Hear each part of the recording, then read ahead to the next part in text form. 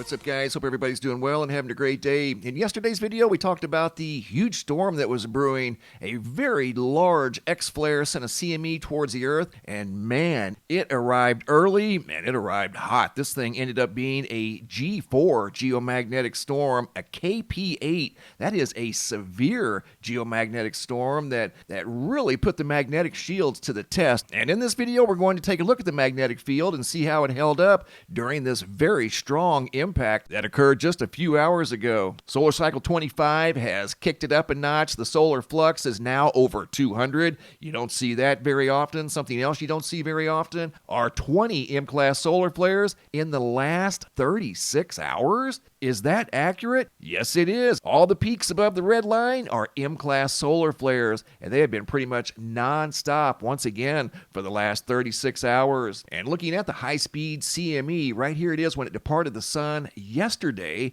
and has already impacted the Earth. Unbelievable. Once again, moving at speeds of well over 2 million miles an hour. Looking at the ionosphere D region, you can see it's totally juiced. This graph shows the energy that's being pushed to the north and south poles, courtesy of all the energy associated with the very strong and super fast CME, once again, that just made contact with the Earth, sparking a G4 KP8. And looking at the Schumann resonance, still seeing a little bit of activity here in the last 16 hours. Speaking of activity, over here at poweroutage.us, several power outages today. Up in Maine, looking at 175,000 customers without power today. 51,000 in New Hampshire, 70,000 in New York, and just over 13,000 in the state of Texas. There were also power outages reported up in Canada. Nova Scotia, 6,009 customers also without power. I'm wondering if these outages are associated with the arrival of the strong storm or if those are weather related. Here's a look at the CME as it compressed the Earth's magnetic shields, again creating a severe storm, KP8, and it's not done yet. We should see auroras tonight. And here's a look at the magnetosphere as the CME was arriving today.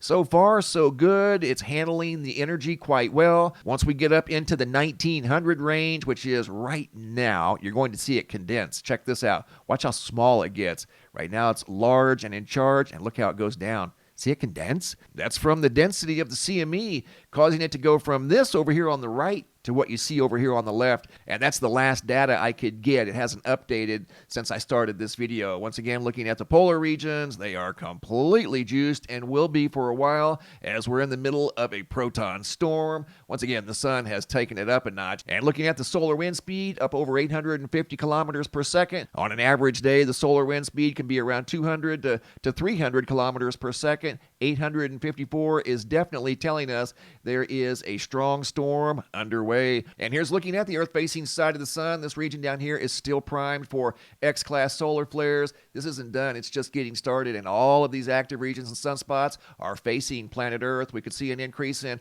earthquake activity. More than likely, we will. We're seeing an increase in buoy activity, and I believe this one up here is from an earthquake, a 4.6 earthquake up here in the Kuril Islands area. That's the only thing I could find was a 4.6 right here. That usually doesn't trip buoys, but for some reason, we have an active buoy up in that area, right there. Same location as the 4.6. Normally a 4.6 will not trip a buoy, but that was the case today. This is a fascinating graph right here. This shows the arrival of the CME and how it manages the energy. It pushes it towards the poles, and sometimes it will come down in the form of auroras on the dark side of the Earth. This happened to be on the daylight side of the Earth during the arrival of the CME.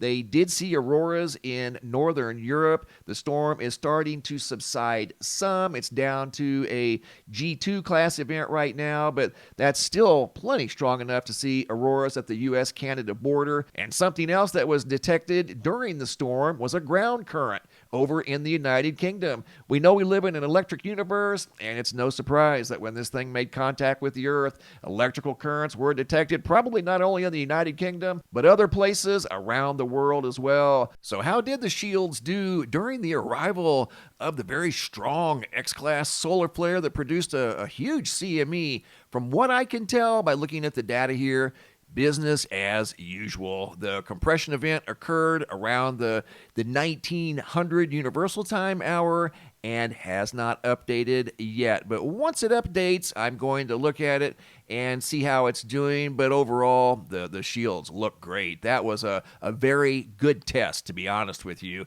testing the strength and endurance of the magnetic shields. They are very important to all life on Earth, and the performance today I thought was stellar. Did a great job handling that very strong CME that once again was an overachiever. Arrived early, arrived several hours early, brought all this energy that still can produce auroras. You guys up near the Canada-US border might see some aurora activity tonight. I doubt very seriously, though, that if it gets down into the mid-latitudes, I would be pleasantly surprised if it did. And something going on tomorrow night, I mentioned this a few days ago, and I wanted to touch on it again because it's right around 24 hours away. Tomorrow's the full moon, March 25th, and it's also a lunar eclipse.